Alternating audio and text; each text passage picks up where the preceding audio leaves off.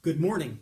We are the Unitarian Universalist Church in Meriden and the Mattatuck Unitarian Universalist Society, working together to advance our shared values of spiritual growth and advancing the cause of social justice in a community of trust and mutuality. My name is Jeff May, your host and producer for this morning's very special service, in which we welcome Robert Werme, who served for several years as the Mattatuck Society's music director, and Ann Quackenbos, who is the pianist at Moose. Robert and Ann will share their musical gifts with us in this service, centered on an ancient Mexican myth of how music came to Earth, an adaptation of which will be narrated this morning by Kate McKinney. While we may not be meeting in our building right now, there is still much going on and opportunities for building community and making connections. Next Sunday, we will hold an outdoor service at the Spiral Garden behind the Meriden Meeting House. All are welcome as long as you're not experiencing medical symptoms or are known to have been exposed to an infected person. Social distancing and the use of masks will be required, and we ask that you bring your own folding chair. The service will be broadcast live on our Facebook feeds and on the Meriden YouTube channel. For more information about this and other events, please visit our websites and our Facebook pages. Being Unitarian Universalists, we, of course, will hold a coffee hour immediately following the service, in this case, using Zoom. We highly encourage you to join us. A short link to the Zoom room is on our screen right now and will be shared again at the end of the service this morning. It's one more opportunity to make some new connections during this time when we really do need them so much. Thank you again for joining us this morning. Let us worship together in community. I believe in music. Mac Davis wrote this song, recorded it back in the 70s, I think, but it seemed to fit with the theme today. I could just sit around making music all day long. As long as I'm making my music, ain't nobody gonna do nobody no harm. And who knows, maybe someday I'll come up with a song make people want to stop fussing and fighting just long enough to sing along. I believe in music. Oh, I believe in love. I believe in music. Oh, I believe in love. Music is love. Love is music, if you know what I mean. People who believe in music are the happiest people I've ever seen. So clap your hands and stop your feet and shake your tambourine. And lift your voices to the sky and tell me what you see. Come on. I believe in music. Oh, I believe in love. I believe in music. Oh, I believe in love. Music is the universal language and love is the key. Peace, hope, and understanding and living in harmony.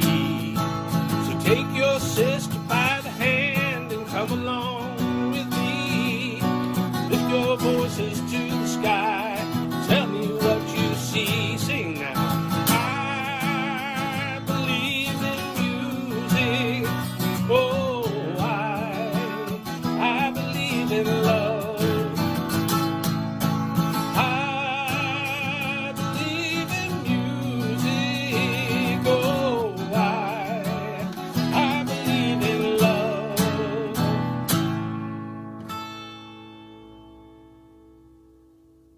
Keep on believing.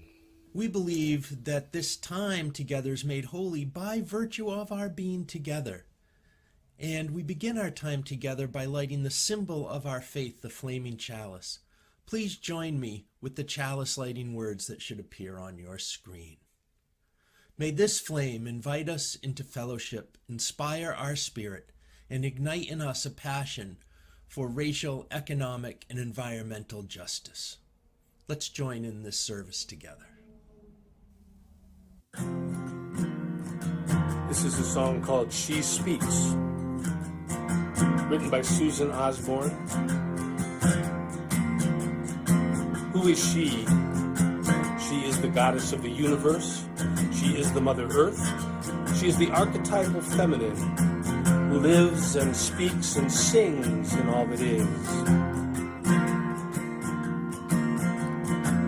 She speaks in the rushing of rivers. She speaks in the crying of a child. She speaks in the glances of lovers. She speaks in the footsteps of the wild. Oh la la la la, oh la la, oh lay, oh la la la la, oh la la, oh la la la la, oh la la, oh lay, oh la la la la, oh la la, oh. You can sing this. Oh la la la la, oh la la, oh lay, oh la la la la, oh la la, oh la la la la, oh la la, oh lay, oh la la la la, oh.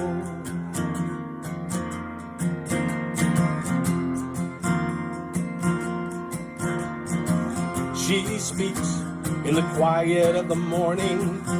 She speaks in the ringing of a bell. She speaks in the colors of the dawning. She speaks in the heart of this prisoner's cell. Oh la la la la, oh la la, oh lay, oh la la la la, oh la la, oh la la la la, oh la la, oh lay, oh la la la la, oh la la, oh joyfully, la la la la, oh la la, oh lay, oh la la la la, oh la la, oh la la la la, oh la la, oh lay, oh la la la, oh la la, oh. And when she speaks, I can hear if I listen. There is music everywhere. In that moment, past and future forgiven, that moment is here. I call to the night wind through the pine boughs. I call to my heart's own stillness. I call to the pounding of the sea waves. I call to the calm beyond the storm.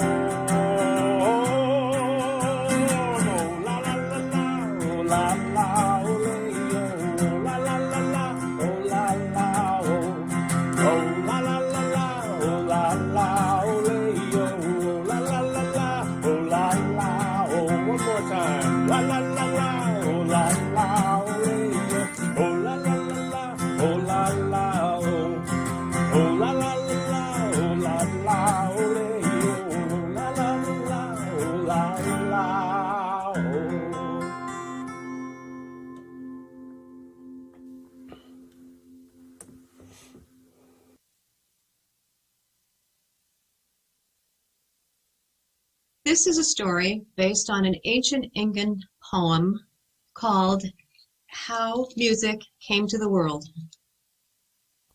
One day, two gods met on a wild and windy plain. One was Tezcatlipoca, the sky god. The other was Quetzalcoatl, the wind god.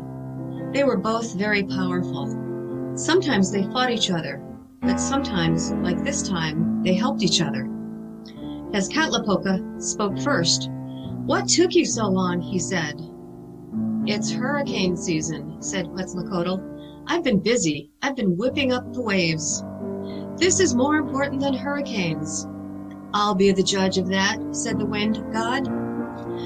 "Stop huffing for a moment and listen," said Tezcatlipoca. "What do you hear?" Quetzalcoatl listened. "Nothing," he said.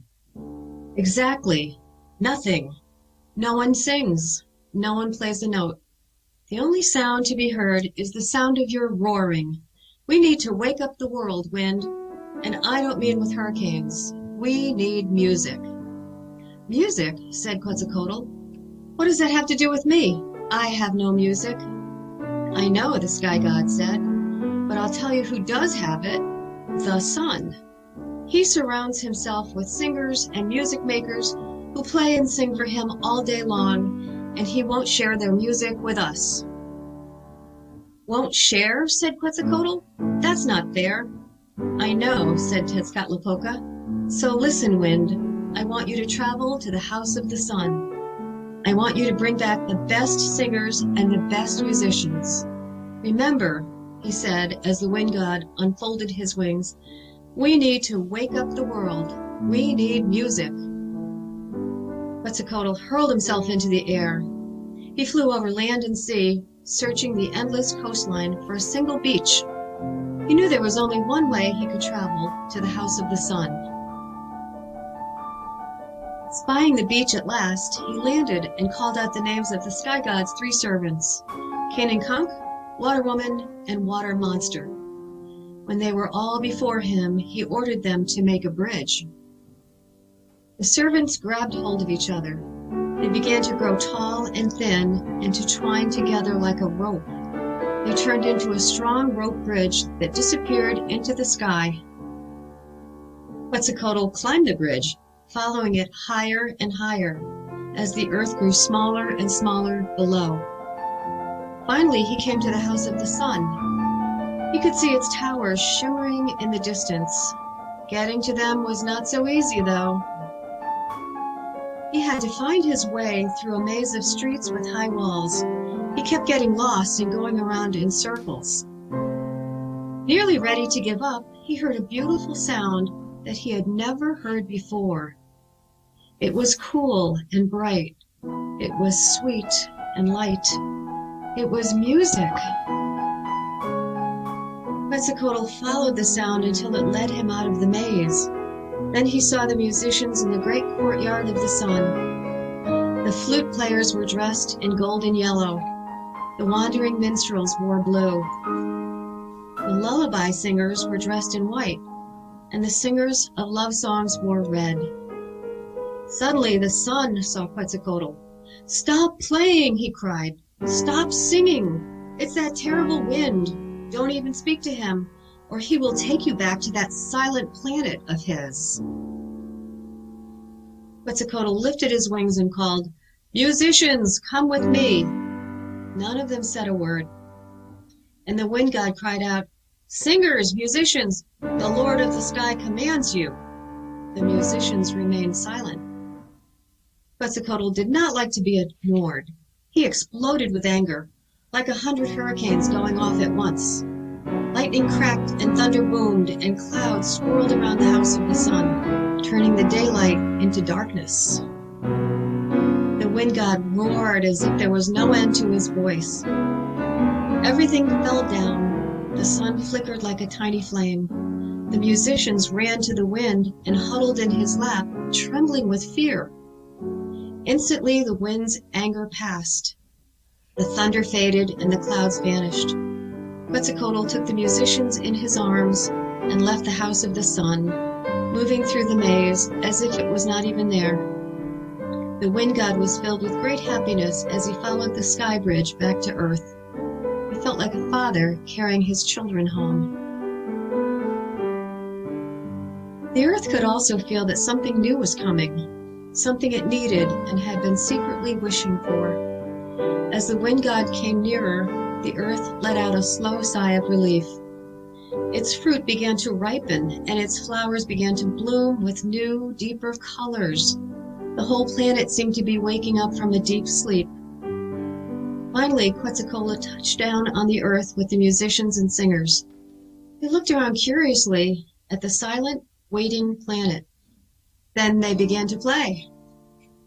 Through the forests and valleys and deserts and oceans, they wandered, filling the air with music. Soon, people learned to sing and play, and so did the trees and the birds, the whales and wolves, the running streams, the crickets and frogs, and every other creature. From dawn to dusk, the melody spread until music covered the earth. The wind god was pleased. So was the sky god. The musicians were happy in their new home. And ever since that day, the earth has been filled with music. The end.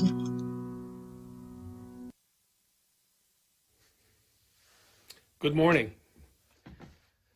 Pachamama is a goddess revered by the indigenous people of the Andes, Central and South America. In 1995, a group of people, including John Perkins and Bill and Lynn Twist, traveled to the rainforest at the invitation of the Ashwar people of the Amazon to learn more. The Ashwar shared with that North American group the urgent threat to their lands and culture, their vision for self-determination, and a request for allies from the North who would, quote, change the dream of the modern world, end quote, shifting our culture of overconsumption to one that honors and sustains life. I had the opportunity to take a seminar with some of these people who came back from that trip over a decade ago. They committed to a partnership with the Ashwar. And when they came back to the United States, Bill Twist and Lynn Twist co-founded the Pachamama Alliance that would carry out their commitment.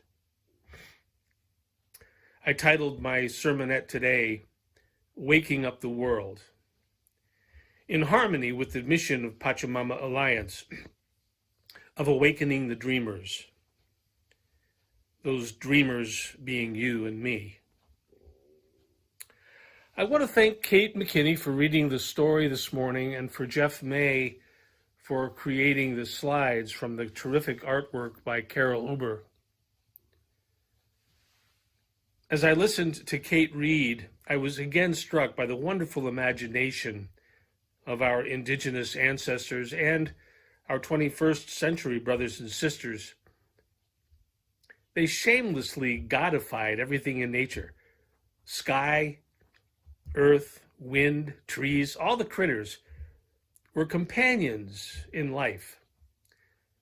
The world is simply alive with cosmic adventurers and epic warriors, and wonder upon celestial wonder. Makes me wonder, here and now, after generations spent converting everything into linear, logical, binary codes, maybe we're beginning again to understand and discover the power and importance of storytelling, of music making, and all the artistic expressions to really convey meaning and even mediate truth.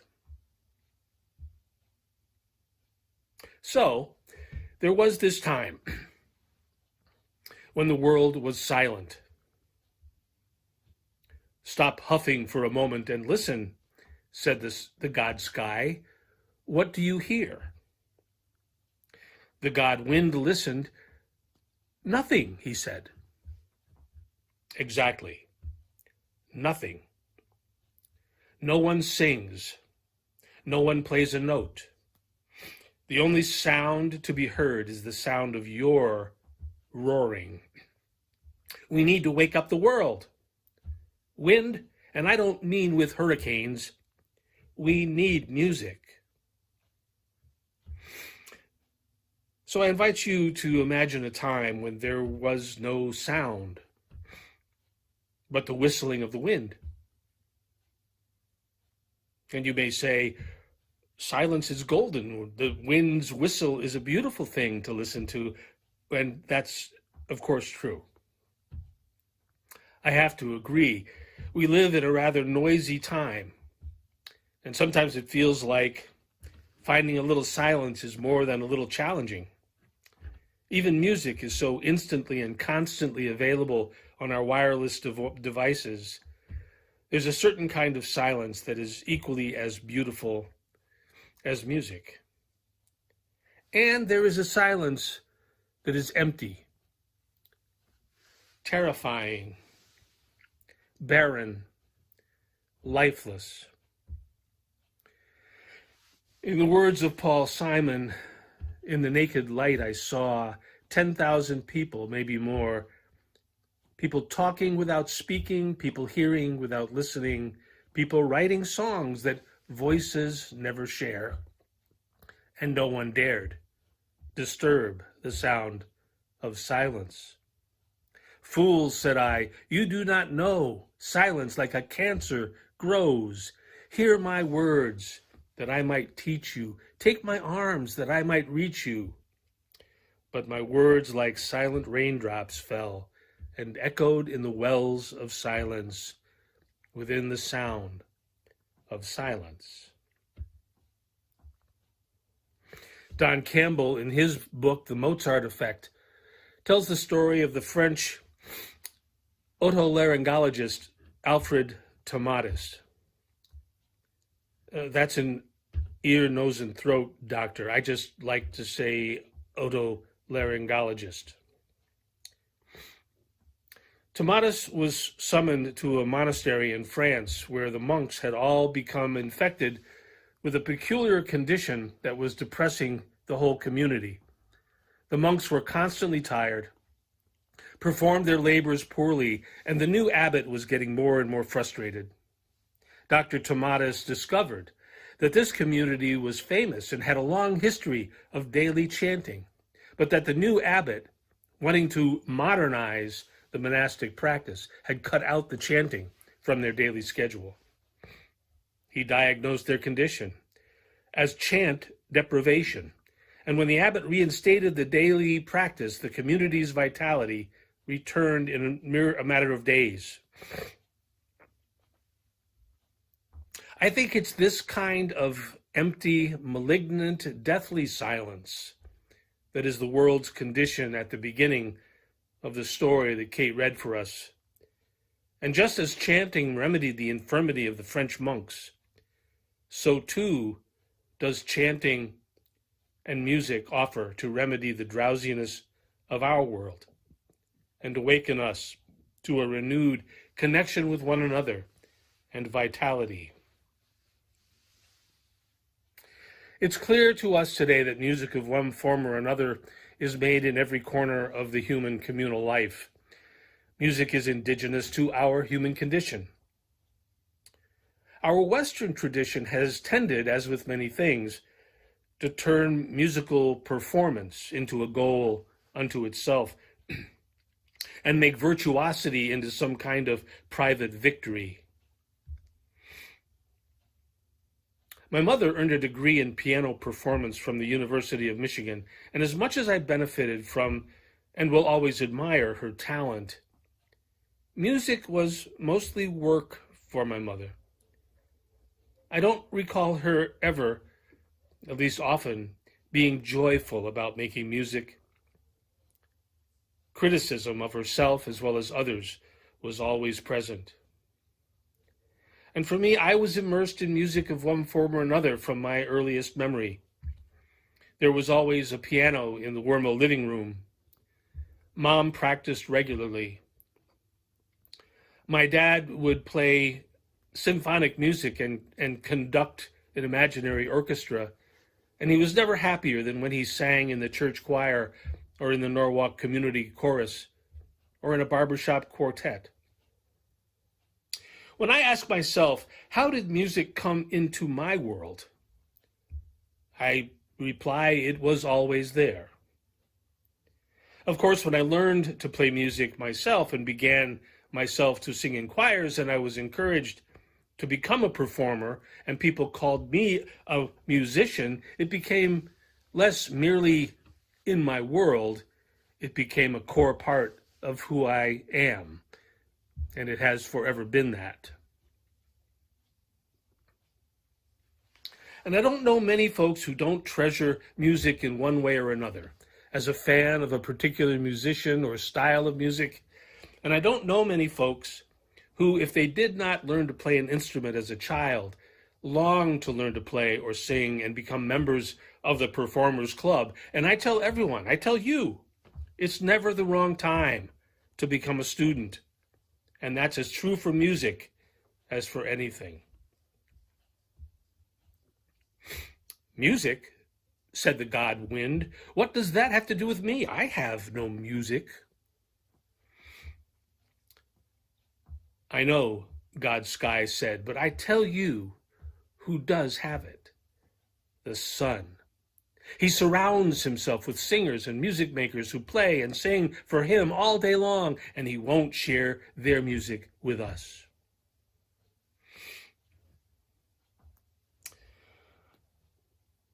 I admit I've never been a fan of the music business. I'm less critical than I once was.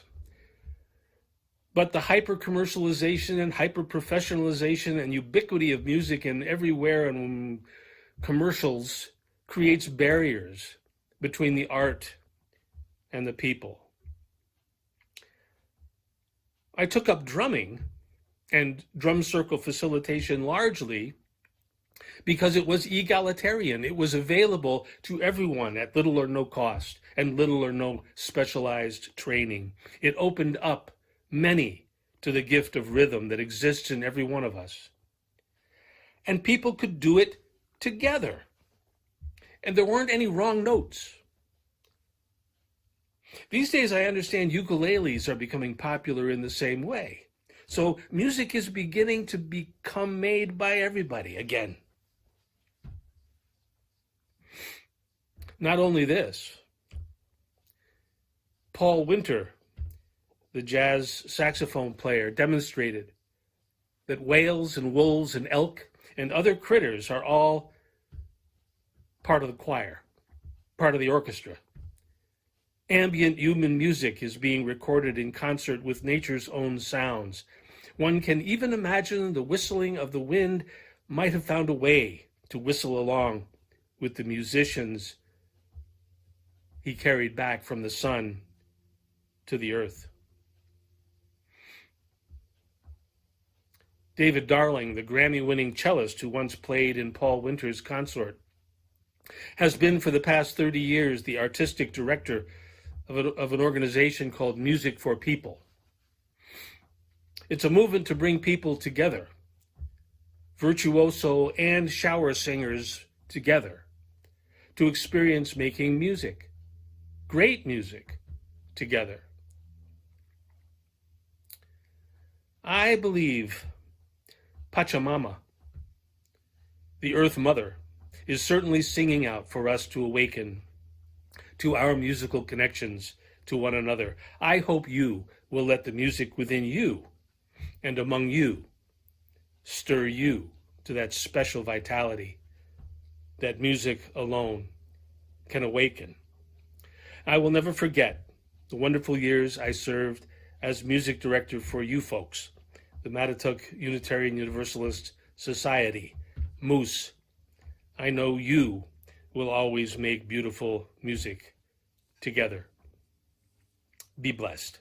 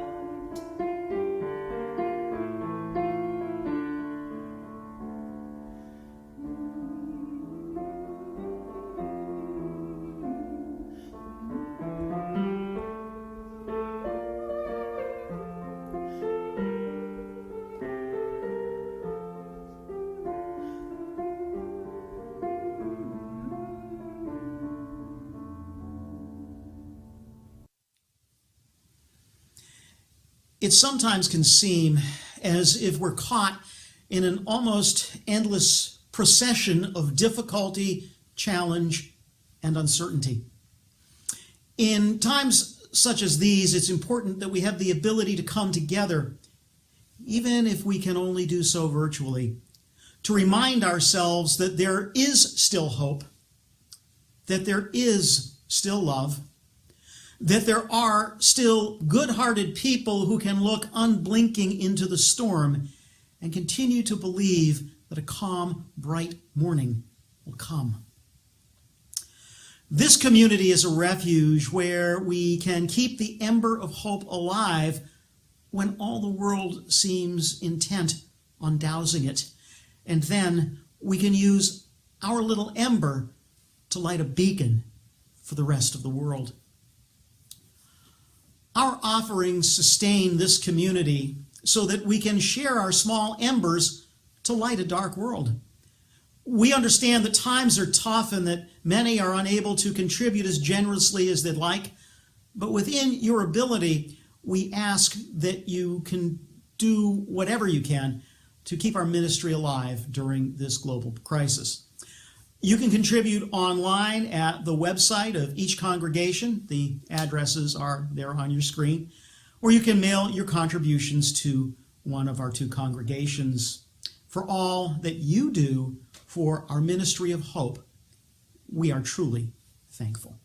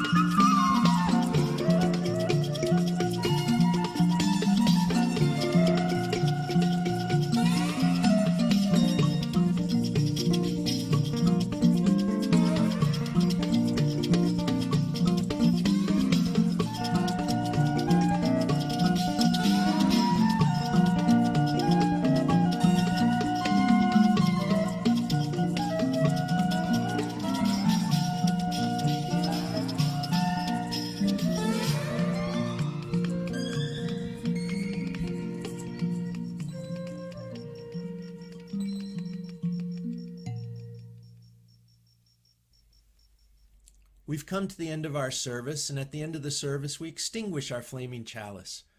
But we believe we take that flame with us in our hearts wherever it go.